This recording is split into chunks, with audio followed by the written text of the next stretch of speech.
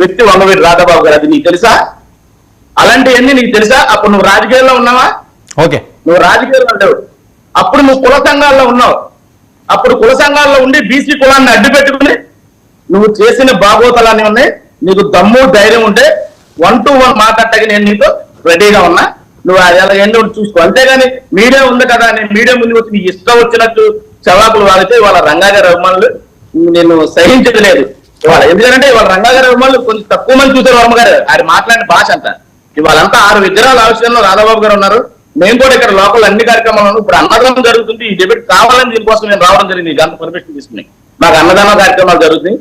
అలాంటి రంగా గారి కోసం కులం గురించి రంగా గారు చేశారా? ఈ సన్నాసి విజయవాడలో పుట్టి విజయవాడలో పెరిగితే ఒక చెప్పులు కుట్టే ఆదంని, ఒక రిక్షా కార్మికుడిని, తారీఖు లేని డ్రైవర్ని కార్పొరేటర్ చేసిన ఘనత వంగవీటి మోహన్ రంగా గారు అండి. 40 సంవత్సరాల ముందే సామాజిక న్యాయం లేకపోతే అందరూ సామాజిక న్యాయం పాటించి అందరికీ అధికారం దక్కాలని చూసిన మహోన్నతమైన వ్యక్తి వంగవీటి రంగా గారు. అలాంటి ఆయన కడుపును పుట్టిన వంగవీటి రాధాకృష్ణ గారు నేను కులం గురించి మాట్లాడమండి. అసలు అతని కులం గురించి అతను మాట్లాడుకుంటాడు. నీకేంటి అసలు? ముందు నీ కులం గురించి నువ్వు మాట్లాడి నీకు లాగా కులాల గురించి ప్రెస్ మీట్లు పెట్టి కులాలను అమ్ముకుని కులాలను తాకడ పెట్టేసి బతికిన బతుకు నీది. నువ్వు 2004-2005లో నీ బతుకేంటి మాకు తెలియదా? మా బతుకండి మేము 20 సంవత్సరాలు 30 సంవత్సరాల నుంచి ఫీల్డ్లో ఉన్నాం. మాదేంటి? నీకు లాగా అయితే రాధాబాబు గారు కొన్ని 1000 కోట్లు ఆశపడి అయ్యేవాడు. ఇవాళ రాధా గారి పరిస్థితి ఏంటి? సరే ఎన్ని అర్థం చేసుకుని మనం టీవీల్లో కనపడతాకి లేకపోతే మన ఫేమస్ అవుతే కావాలంటే గుడ్లోపు తీసుకుని శ్రీరెడ్డి లాగా గుడ్లోపు తీసుకుని జరగమనండి చూస్తారు. అంతేగాని ఇష్టం వచ్చినట్టు ప్రజా నాయకుల మీద ఇష్టం వచ్చిన భాష మాట్లాడితే సహించేది లేదు. ముందు వార్నింగ్ ఇవ్వడం జరిగింది. అతనికి ఏదైనా ఒప్పుకుంటే మీ 99 డేబిట్ ద్వారా నేను చెప్తాను. ఫేస్ టు ఫేస్ మాట్లాడతాం రమ్మనంటే నేను ఎక్కడ రావడానికైనా సిద్ధమే, నీ విజయవాడ రావడానికైనా సిద్ధమే. నేను చెప్పినట్లు ఒక్కడి కూడా అబద్ధమైంది. ఒక్కడి కూడా. అరుణ గారు, వంగవీటి రంగా గారి వర్ధంతి సందర్భంగా మీ పాత పోతిని మహేష్ గారు చేసిన వ్యాఖ్యలు మళ్ళీ కులాన్ని తీసుకురావడం అంటే ఎప్పుడు ఏది వచ్చినా సరే వంగవీటి అనే ఆ పేరుని తీసుకురావాలా, తీసుకొస్తేనే జీవితాలు నడుస్తాయా, రాజకీయాలు నడుస్తాయా?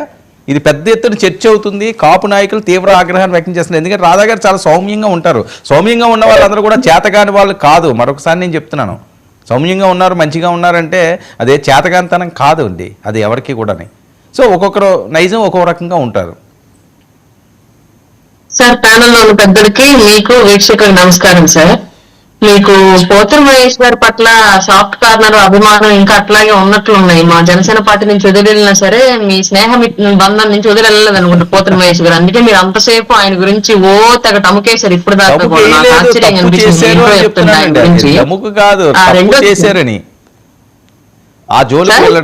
తప్పు చేశారు అని చెప్తున్నాను.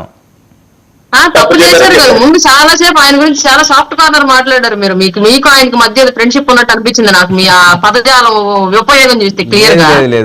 రెండోది సార్, ఇన్ని రోజుల నుంచి పోతుల మహేష్ గారి గురించి టాపిక్ అనేది ఎక్కడా లేదు. ఆయన ఒకడు ఉన్నాడు అన్న విషయం లోకల్ గా విజయవాడ పీపుల్ కూడా మర్చిపోయారు. బట్ వాళ్ళ అతను గురించి డిబేట్ పెట్టుకోవాల్సిన సిచ్యువేషన్ మనకి ఎందుకు వచ్చింది సార్? అబౌట్ పబ్లిసిటీ కావాలని చేశారంటారా?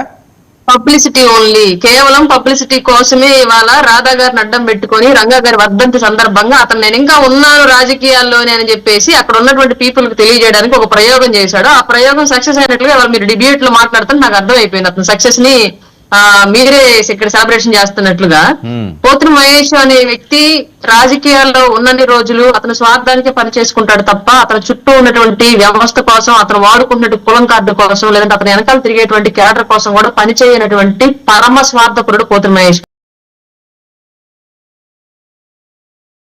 అట్లాంటి వ్యక్తి గురించి వాళ్ళ డిబేట్ లో మాట్లాడడం కూడా నాకు ఇబ్బందికరమైన సిచ్యువేషనే.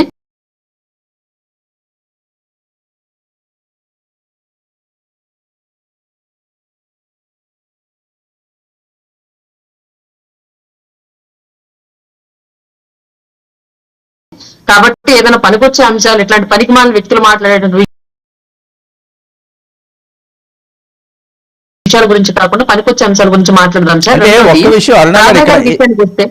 ఇక్కడ నేను అనేది ఏంటంటే అది పనికొస్తుందో పనికిరాదు. మళ్ళీ కాపు అనే బ్రాండ్ ని ఇక్కడ తీసుకురావడం కాపు అనే అంశాన్ని తీసుకురావడం. గతంలో ఎన్నికల టైంలో అదే చేశారు. కులము అనేది రాష్ట్ర రాజకీయాల్లో విడదీయలేని పదం, దాన్ని మనం ఎవరిని కాదనలేము. పవన్ కళ్యాణ్ గారు కూడా అందుకే కులాలను కలుపుతానంటారు తప్ప కులాలను నిర్మూలిస్తానంటారు. జరగదు. దాదాపు 200 ఏళ్ల నుంచి ఏమో కొనసాగుతున్న వ్యవస్థ కాబట్టి దాన్ని మనం తీయలేము. కాబట్టి కలిపి పనిచేయాలని చెప్పేసి ఆయన మతాల ప్రస్తావన లేని కులాలను కలిపే విధానాలు మా పార్టీ సిద్ధాంతాలను క్లియర్ గా మెన్షన్ చేశారు. ఆయన వ్యవస్థ మొత్తం చదివాడు కాబట్టి పవన్ కళ్యాణ్ గారు. ఇవాళ కాపు కార్డు అనేది ఆల్రెడీ బిఫోర్ ఎలక్షన్ ముందు కాపులను విడదీయడానికి మళ్ళీ వైసీపీని గెలిపించుకోవడానికి ప్రయోగాలు చేశారు. ఆ కాపుల్లో ఉన్నటువంటి చిన్నపాటి విభేదాలు ఏవో వాటిని రెచ్చగొట్టేసి విడదీయాలి. అలాగే ఈ గతంలో జరిగినటువంటి పరిణామాల దృష్ట్యా కమ్మ కాపు మధ్య ఉన్నటువంటి రైవల్ రెచ్చగొట్టాలి అని చెప్పేసి అప్పట్లో కాపుల్ని